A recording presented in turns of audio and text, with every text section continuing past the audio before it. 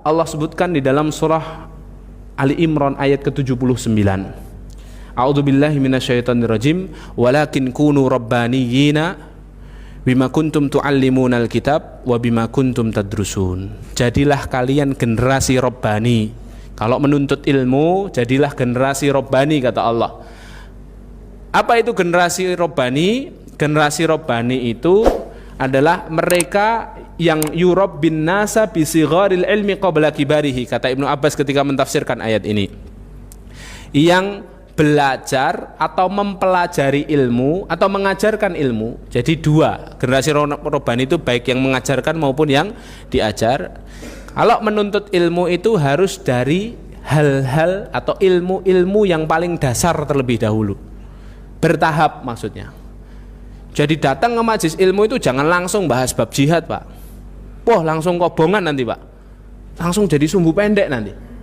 Datang ke majelis ilmu itu harus tahu mana yang prioritas harus saya pelajari. Belajar fikih itu ya dari awal. Fikih toharoh dulu, fikih sholat. Jangan langsung fikih-fikih yang lain. Fikih haid belum selesai kok sudah fikih jihad. Akhirnya bedakan antara darahnya kaum muslimin dengan darah haid tidak bisa. Gitu. Ya kan? Makanya hadirin dimuliakan Allah, konsepnya para ulama ketika belajar itu mereka belajarnya bertahap, satu-satu, pelan-pelan. Makanya penting ketika kita ini menghadiri kajian, bukan hanya kajian-kajian tabligh akbar bentuknya, bukan hanya kajian-kajian yang besar, datang ustadz-ustadz nasional ke kota kita, bisa datang, itu tidak apa-apa, tetap kita datangi untuk memotivasi kita agar kita lebih semangat belajar ilmu. Tapi kita juga perlu memiliki kajian-kajian rutin.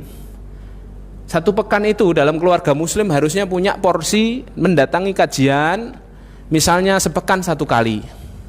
Tapi urut pembahasan kitab misalnya urut.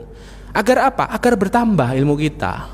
Karena orang yang berilmu dengan orang yang tidak berilmu itu jauh beda, Pak. Kata Allah Subhanahu wa taala dalam surah Az-Zumar ayat ke-9, "Qul hal yastawil ladina ya'lamun wal ladina la ya'lamun." Apa sama orang yang berilmu dengan orang yang berilmu, kata Allah? Beda. Imam Ibnu Ashur dalam kitabnya Tahrir wa Tanwir, beliau mengatakan salah satu perbedaan mencolok antara orang yang berilmu dengan orang yang tidak berilmu itu satu, Pak. Ada 6 beliau sebutkan, salah satunya, Pak. Salah satunya orang yang berilmu itu tahu cara memproduksi pahala sebanyak-banyaknya dalam hidupnya. Orang yang tidak berilmu tidak tahu caranya, Pak. Padahal kan yang kita butuhkan pahala, yang kita butuhkan itu amal solih, bekal untuk akhirat kita. Orang berilmu, Pak, sama-sama melihat ini, minuman ini, dia tahu kalau minum kayak gini ini bisa menghasilkan banyak pahala. Dia tahu Rasulnya itu kalau minum dalam keadaan duduk dapat 1 pahala. Dia tahu minum itu pakai tangan kanan dapat 2 pahala. Dia tahu Rasulullah itu ngajari sebelum minum bismillah dapat 3 pahala. Dia tahu kalau minumannya hangat, panas, tidak boleh ditiup. Rasulnya melarang untuk meniup, dapat 4 pahala. Dia tahu Rasulullah itu minum nggak 1 tenggakan, tapi 3 kali tenggakan minimal. Perlahan-lahan, dapat 5 pahala. Dia tahu setelah minum itu mengucap hamdalah, alhamdulillah, memuji Allah atas nikmat yang diberikan Allah berupa air ini, dapat 6 pahala. Dia tahu juga siapa yang memberi air ini, oh istrinya yang membuatkan teh hangat. Siapa yang memberikan air ini, oh temannya yang memberikan air ini, dia ucapkan kepada tawannya, jazakumullahu khairan, dapat 7 pahala, Pak. Sama-sama air, kalau dia tahu ilmunya, kalau dipandu, dipondasi dengan ilmu dalam kehidupan kita, pahalanya lebih banyak, Pak. Orang yang minum ini tanpa ilmu, Pak, tidak pernah tahu ada sunnah Rasulullah ini dan itu. Minum itu tujuannya hanya menghilangkan dahaga saja. Akhirnya ketika dia minum, selesai dahaganya hilang, sudah ditaruh. Dia tidak pernah bismillah, dia tidak pernah alhamdulillah, dia tidak pernah duduk minumnya, tangan kiri.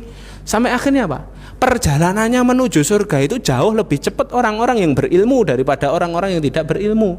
Makanya Rasulullah jelas mengatakan, man salaka tariqan yaltamisu fihi ilma sahalallahu lahu bihi tariqan ilal jannah. Barang siapa yang keluar dari rumahnya meniti sebuah jalan untuk mendapatkan ilmu, Allah akan mudahkan langkahnya menuju surga. Kenapa? Jalannya itu lebih jelas, Pak, menuju surga. Karena bekalnya banyak, produksi pahalanya, amalan solihnya itu lebih jelas dan lebih banyak daripada orang-orang yang belum mengenal ilmu.